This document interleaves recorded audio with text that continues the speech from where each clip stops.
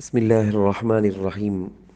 آج کی کہانی کا عنوان ہے صبر اور بے صبری کا پھل۔ ٹاپک کیا؟ صبر کا پھل اور بے صبری کا پھل۔ چلیں، السلام علیکم ورحمۃ اللہ وبرکاتہ۔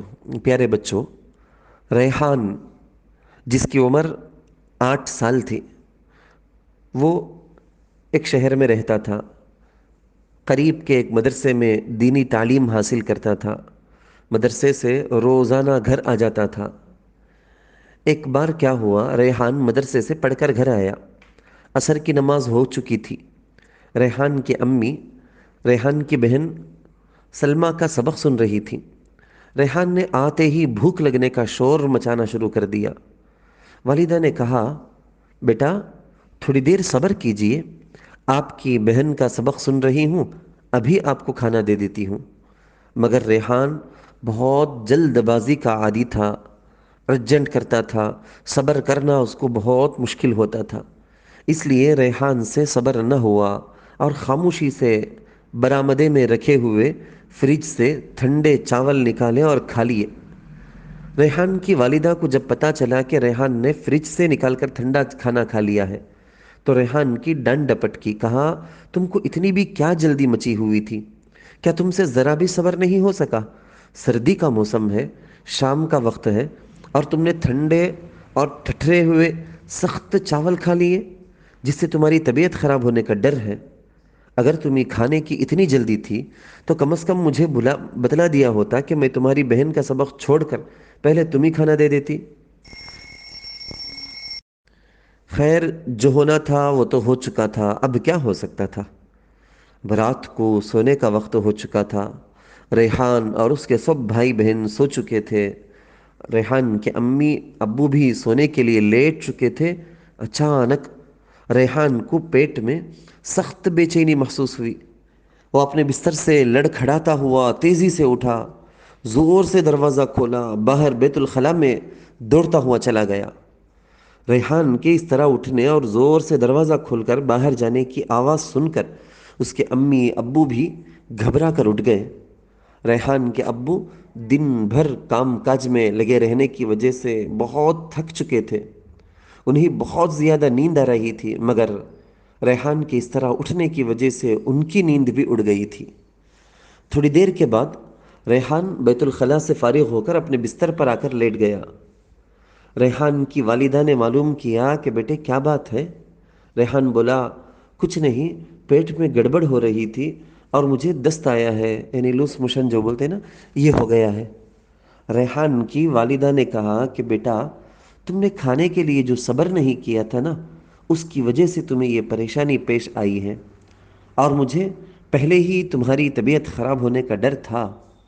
ریحان کو اپنی غلطی کا احساس ہو گیا تھا، مگر ابھی زیادہ احساس نہیں ہوا تھا۔ ریحان اب اپنے بستر پر آ کر دوبارہ سونے کی تیاری کر رہا تھا۔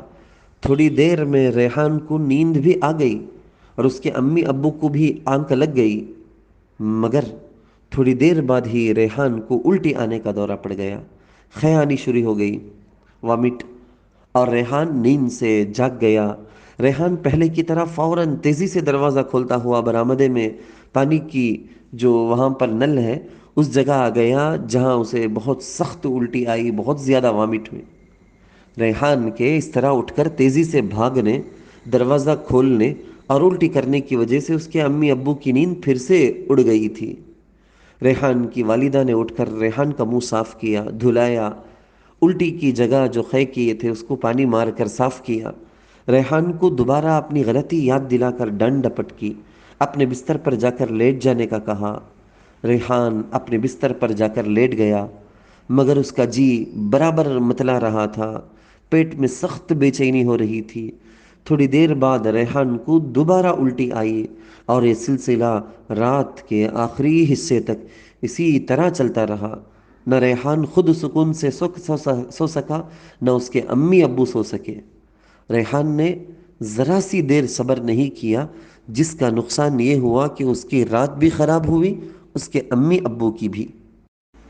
ریحان جب بھی الٹی کرنے کے لیے اپنے بستر سے اٹھ کر دوڑتا रेहान की वालिदा को भी साथ उठना पड़ता था। जब रेहान ने खुद अपनी तबीयत की यह हालत देखी, परेशानी का सामना किया, ऊपर से अपनी वालिदा की हर मर्तबा डांट भी खाई, तब जाकर रेहान को अपनी गलत हरकत पर शर्मिंदगी हुई। आइंदा के लिए रेहान ने ऐसी हरकत न करने का वादा किया। प्यारे बच्चों, तुमने रेहान की जल्दबाजी और बेसब्री का वाकया सुना कि वो ज़रा सी जल्दबाजी, अर्जेंट और बेसब्री की वजह से कितना परेशान हुआ और अपने अम्मी अब्बू को भी परेशान किया। अगर रेहान थोड़ी देर सब्र करता तो उसकी वालिदा उसे ताज़ा खाना तैयार करके दे देती, जिससे वो खुद भी सुकून में रहता, दूसरे भी परेशान न होते। बच्चों, इससे तुमको सबक लेना चाहिए कि खाने पीने या दूसरी ज़रूरत के वक्त कभी भी जल्दबाजी और बेसब्री नहीं करना चाहिए, अर्जेंट नहीं, बल्कि अपने ऊपर काबू, कंट्रोल रखना चाहिए। अगर तुम ऐसा करोगे तो कई परेशानी और उलझनों से बच जाओगे, क्योंकि सब्र का फल मीठा होता है और बेसब्री का फल कड़वा होता है। अगर दरख्त से कोई फल पकने से पहले ही तोड़कर खाना चाहे तो वो मीठा और मज़ेदार, टेस्टी नहीं होता। कच्चा होने की वजह से उसका टेस्ट, उसका जायका ख़राब होता है। जो कोई फल पकने का इंतज़ार उसमें किया जाए, सब्र से काम ले, तो उसको जायकादार और मीठा फल खाने को मिलता है। इसीलिए बड़ों की ये कहावत मशहूर हुई कि सब्र का फल मीठा होता है और बेसब्री का कड़वा। अब माँ बाप एक एक सवाल पर ऑडियो को रोक रोक के बच्चों को पूछें। नंबर 1, रेहान की तबीयत किस वजह से ख़राब हुई? नंबर 2, रेहान कहाँ पढ़ता था और कब घर आया? नंबर 3, रेहान ने अपने अम्मी से क्या मांगा? नंबर 4, जब रेहान अम्मी से खाना मांग रहा था तो अम्मी क्या कर रही थी? नंबर 5, अम्मी ने रेहान को क्या जवाब दिया? नंबर 6, सब्र का फल मीठा होता है या कड़वा? उसके बाद का सवाल, बेसब्री का फल कड़वा होता है या मीठा?